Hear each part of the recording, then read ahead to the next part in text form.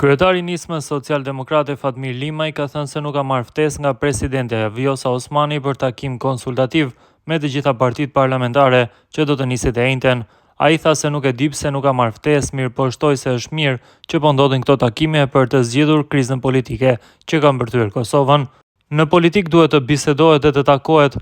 Njerëzit që janë përgjegjës dhe drejtojnë parti politike dhe institucione kanë obligimin që përtej politikave të mashallave primitive të ulen dhe bisedojnë.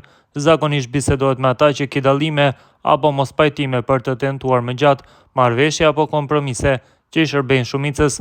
Mirë po që po ndodhin këto lëvizje, mirë po ne ende nuk kemi marrë ndonjë ftesë nga presidentja dhe nuk kam përgjigje pse nuk e kemi një, tha Limaj pas hyrjes në kuvend.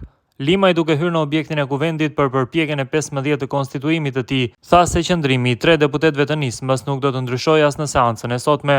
Duke folur për propozimin e LDK-s për qeveri tranzitore, Limaj tha se i njëjti duhet trajtuar edhe propozuesi duhet të konkretizojë këtë nismë.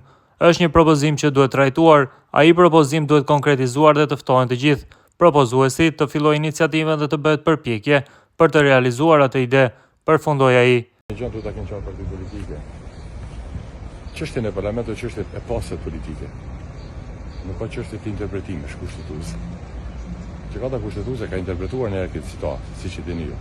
Ka një vendim të gjykatës kushtetuese.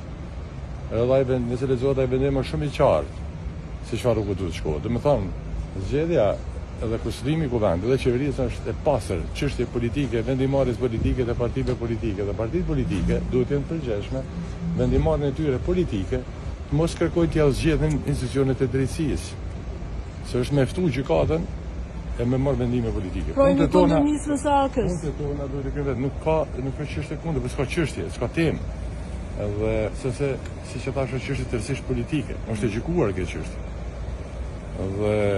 Dhe kjo mënyrë, unë besoj është në përgjithësi se partitë politike dhe me kërku dikush tjetër me zgjidh problemet e tyre. Ne jemi të zgjedhur nga populli, nga qytetarët e Kosovës me bo, duhet këtë guxim politik. Çdo vendim politik ka kosto politike dhe duhet lënë anësh kalkulimet ditore momentale elektorale për ta diun dhe të ulim edhe të bëhet hapi i guximshëm politik.